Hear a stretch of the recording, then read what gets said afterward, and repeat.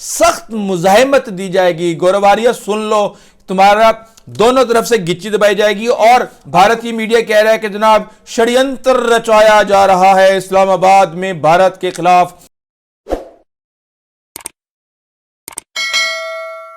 خطے کے اندر trade roots کے حوالے سے اور تعلقات کو دوبارہ متعین کرنے کے حوالے سے بہت زیادہ ہلچل مچی ہوئی ہے۔ طالبان کے حوالے سے پاکستان کی حکمت عملی سامنے آنا شروع ہو گئی ہے۔ نہ صرف طالبان کے حوالے سے بلکہ واخان کوریڈور کے حوالے سے بھی پاکستان کی حکمت عملی سامنے آ گئی ہے، اور آپ کو اس ویڈیو میں بتاؤں گا کہ پاکستان اس حوالے سے کیا کرنے جا رہا ہے۔ یہی نہیں بلکہ ریزسٹنس کے حوالے سے بھی انفارمیشن آئی ہے کہ اب ریزسٹنس کیا کرنے جا رہی ہے، اور یہ ریزسٹنس ہے طالبان کے خلاف۔ جب سے طالبان اور بھارت نے آپس میں پینگیں چڑھائی ہیں اس وقت سے ہم یہ دیکھ رہے ہیں کہ بھارت کے لیے بری خبروں کا سلسلہ شروع ہو گیا ہے۔ کبھی ان کا 145 کروڑ روپے کا ڈرون گر کے تباہ ہو جاتا ہے، کبھی ان کا 55,000 کروڑ روپے کا تیجا کا پروجیکٹ جو ہے وہ بالکل ایسے بیکار ہو جاتا ہے کہ جیسے ان جہازوں کو میوزیم میں رکھنا ہے۔ اور اس کے ساتھ ہی ہم دیکھ رہے ہیں کہ مودی کی سینا بھی ایک طرح سے اس کے ہاتھ پاؤں پھولے ہوئے ہیں۔ اس کے علاوہ ایران کے صدر نے تاجکستان کے صدر سے ملاقات کی ہے۔ پاکستان ایران کے ساتھ ایک نیا ٹریڈ روٹ شروع کرنے کے لیے جا رہا ہے، اور یہی نہیں، عمران خان کو القادری ٹرسٹ میں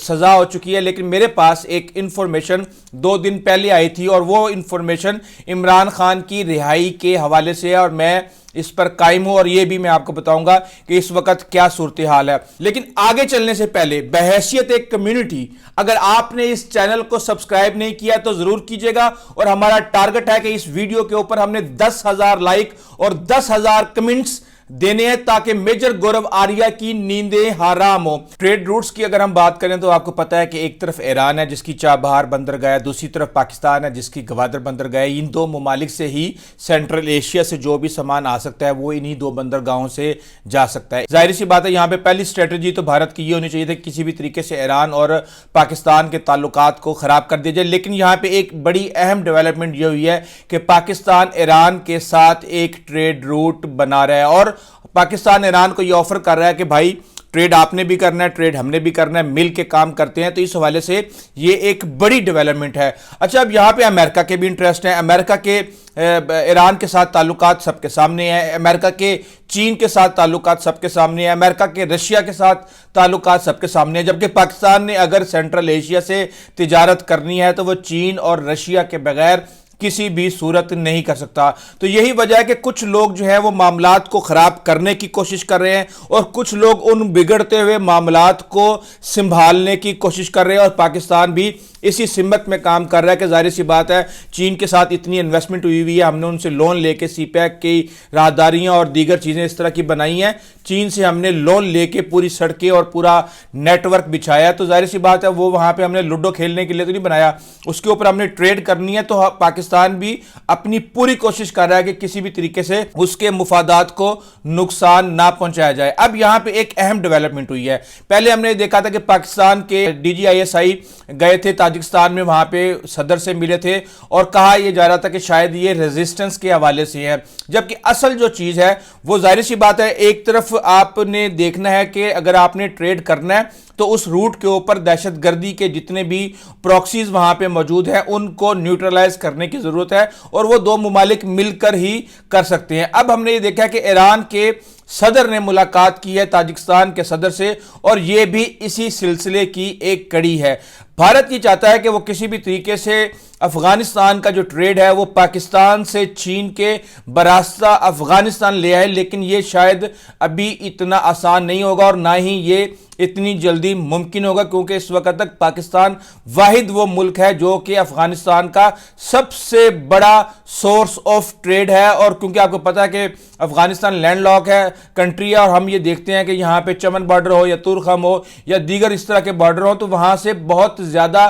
ٹریڈ جو ہے وہ کیا جا رہا ہے، اور پاکستان جو ہے افغانستان کی سروائیول کے لیے ایک امپورٹنٹ جو ہے کمپوننٹ ہے۔ اب ظاہر سی بات ہے انڈیا کو تو ہم نے دیکھا کہ وہ اکثر جہاں پہ بھی جاتا ہے اس کی ایک ہی سمت ہوتی ہے، یہ آج سے نہیں، یہ 70 سالوں سے چل رہا ہے کہ وہ کسی بھی ملک میں جاتا ہے تو وہ اس کو پاکستان کے لینس سے دیکھتا ہے کہ میں کس طریقے سے پاکستان کو نقصان پہنچا سکتا ہوں، اور ہم یہ دیکھ رہے ہیں کہ اس حوالے سے بڑی ہی ایسی اہم ڈیولپمنٹس ہو رہی ہیں کہ دشمن ملک کے اندر ایک طرح سے سانپ لوٹ رہے ہیں ان کے سینوں کے اوپر، اور جو ڈیولپمنٹس ہو رہی ہیں وہ ان کے کنٹرول سے بالکل باہر۔ اور پاکستان نے یہ فیصلہ کر لیا ہے کہ چاہے وہ ایران کو اپنے ساتھ ملائے، چاہے وہ افغان طالبان کو اپنے ساتھ ملائے، چاہے افغان طالبان کی جگہ پہ کوئی نئی حکومت لائی جائے، پاکستان کو ہر حال میں یہ کام کرنا ہے، ورنہ پاکستان بہت پیچھے رہ جائے گا۔ کیونکہ دہائیوں سے ہمیں یہ بتایا جا رہا ہے کہ سینٹرل ایشیا سے ٹریڈ جو ہے وہی پاکستان کی ترقی کی کنجی ہے، اور اگر پاکستان معاشی طور پہ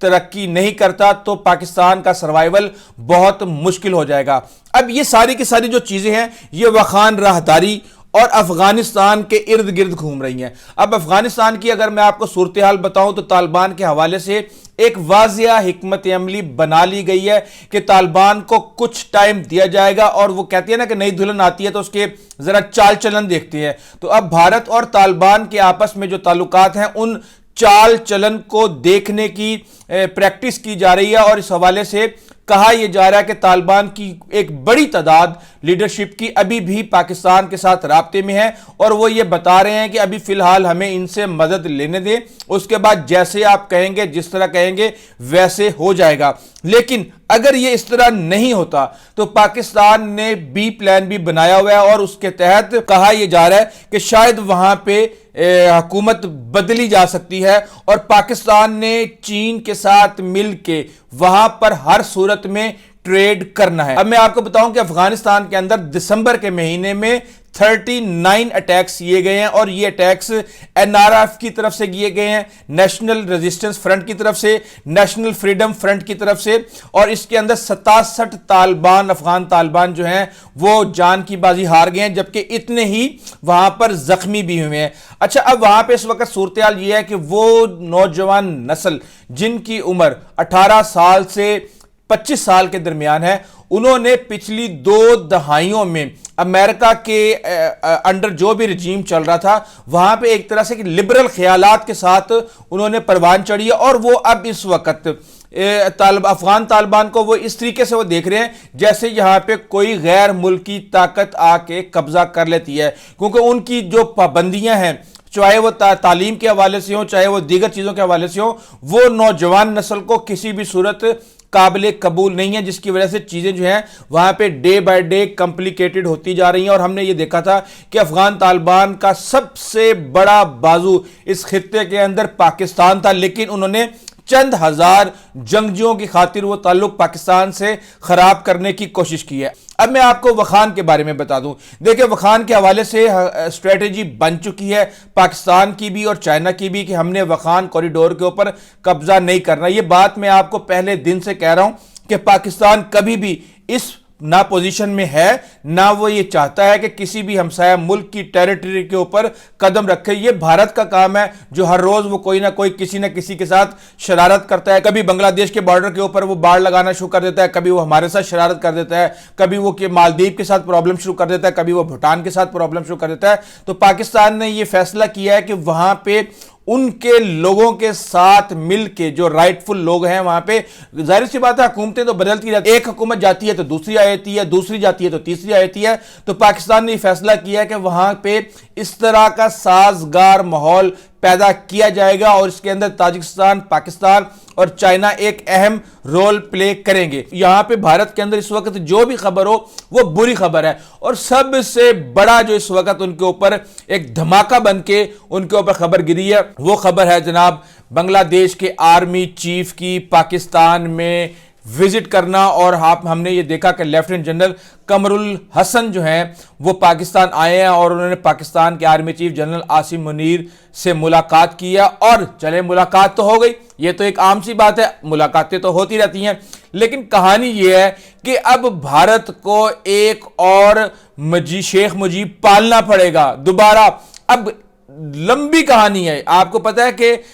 ہم نے 1971 سے لے کے آج تک، اور خاص طور پہ پچھلے 15-16 سال میں جب سے شیخ حسینہ وہاں پہ بیٹھی ہوئی تھی، ہمارے تعلقات ان کے ساتھ بہت برے رہے ہیں، اور انہوں نے پاکستان کو ہر طرح سے ٹف ٹائم دیا ہے۔ تو اب الٹی گنگا بہنا شروع ہو گئی ہے، اور اب ان کو اگلے 20-25 سال کے لیے بھارت کی اب چھٹی ہو چکی ہے۔ اب یہ جو میٹنگ ہوئی ہے اس کے پیچھے کئی مہینوں سے میٹنگیں چل رہی تھیں اور اس کے بعد یہ میٹنگ ہوئی ہے اور یہ ڈیفنس کوآپریشن پاکستان اور بنگلہ دیش کی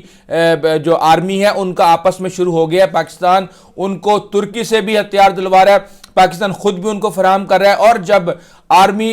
چیف کا بنگلہ دیش کے پاکستان کے ایئر فورس چیف کے ساتھ ملاقات ہوئی تو انہوں نے کہا کہ جناب ہمیں تو JF-17 تھنڈر چاہیے. اب آپ یہ دیکھیں کہاں ان کے تیجا وہ اپنے لیے پورے نہیں کر پا رہے اور بیڑا غرق کر دیا اتنا لیٹ کر کے. کہاں اللہ کا شکر ہے کہ ہم نہ صرف اس کو یوز کر رہے ہیں بلکہ دنیا کے کئی ممالک کو ہم وہ ایکسپورٹ بھی کر رہے ہیں. اب آپ ان کے نصیب دیکھیں کہ یہ ڈرون بناتے ہیں, 145 کروڑ روپے کا ڈرون اپنے سیاسی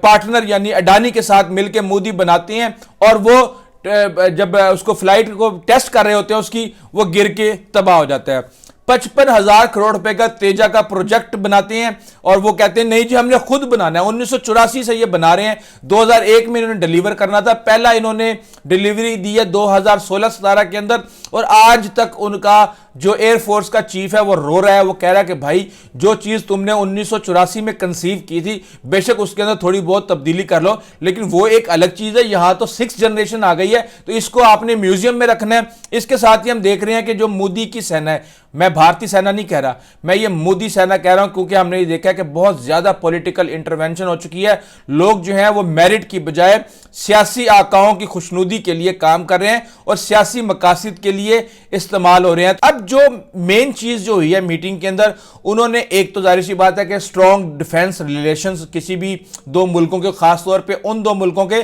وہ دونوں آپس میں نہ صرف بھائی ہوں بلکہ وہ اکٹھے ایک ملک بھی رہ چکے ہوں, ان کے اندر بہت ضروری ہے. اچھا اب انہوں نے اگلا جو کام کیا ہے ریزیلینٹ اگینسٹ ایکسٹرنل انفلوئنس. اب ظاہر سی بات ہے کہ بنگلہ دیش کے ایک طرف کون ہے اور پاکستان کے دوسری طرف کون ہے اور ایکسٹرنل انفلوئنس ڈال کے خام خواہ کا چودھری بننے کی کوشش کون کرتا ہے. تو اب اس کو سخت مزاحمت دی جائے گی. گورواریہ سن لو, تمہارا دونوں طرف سے گچی دبائی جائے گی. اور آپ کو پتا ہے کہ گچی سے یاد آیا کہ چکن نیک پہ بھی معاملات جو ہیں آنے والے دنوں میں وہ خراب ہونے والے ہیں. اور اگلی بات کہ جو ریجن کے اندر جو پالیٹکس ہوگی, ریجنل پیس, سیکیورٹی, سٹیبلٹی, اس سب کے اندر بنگلہ دیش اور پاکستان آپس میں مل کے ساتھ چلیں گے. اچھا اس کے ساتھ ہی بھارتی میڈیا کہہ رہا ہے کہ جناب شڑینتر رچایا جا رہا ہے, اسلام آباد میں بھارت کے خلاف سازشیں رچائی جا رہی ہیں. بھائی اب آپ جو مرضی کرتے رہے, آپ پچھلے 70-75 سالوں سے اپنے ہمسایوں کے خلاف سازشیں ہی رچا رہے ہیں. اس وجہ سے اس وقت کوئی بھی ہمسایہ ملک بھارت کے ساتھ کام کرنے کے لیے تیار نہیں ہے. اچھا اس کے ساتھ ہی میں آپ کو بتا دوں کہ عمران خان کی خبر میں آپ کو دے دوں کہ آپ کو پتا ہے کہ القادری ٹرسٹ کے اندر عمران خان کو 14 سال کی اور بشرا بی بی کو 7 سال کی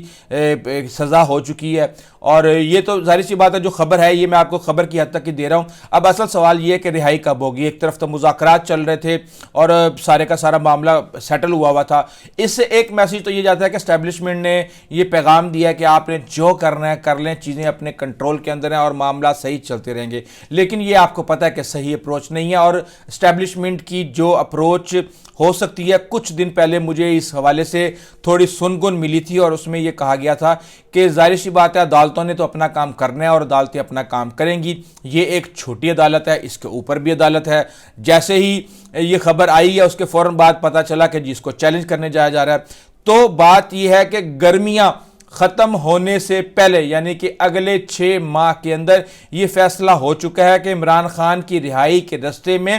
کوئی رکاوٹ نہیں ڈالی جائے گی. یہاں اگر عمران خان خود اپنے دشمن بن جائیں تو یہ الگ بات ہے, لیکن اگلے 6 مہینے میں آپ کو بتا رہا ہوں کہ عمران خان مجھے باہر آتے ہوئے نظر آ رہے ہیں. اور اس کے ساتھ میں آپ کو ایک اچھی خبر بھی دے دوں کہ پاکستان نے اپنی سیٹلائٹ لانچ کی ہے اور وہ ایگریکلچر کے حوالے سے بہت ہی مفید ثابت ہوگی. نہ صرف وہ سوائل ٹیسٹ کرے گی, ویدر کو بھی چیک کرے گی, کلائمیٹ ہیزرڈ کو چیک کرے گی, جو کراپس کی ہیلتھ ہے اس کو بھی چیک کرے گی. تو پاکستان ایگریکلچر کے اندر with the help of satellite ایک ریولوشن لانے جا رہا ہے اور اس حوالے سے انشاءاللہ ہمیں جلد ہی بہت اچھی خبریں ملیں گی. ابھی تک کے لیے اتنا ہی, آئندہ تک کے لیے اجازت دیجیے. لیکن جانے سے پہلے قافلے چلتے رہیں گے اور میجر گورواریہ کیا کرتا رہے گا, کومنٹس کریں. انٹل دا نیکسٹ ٹائم, اللہ حافظ.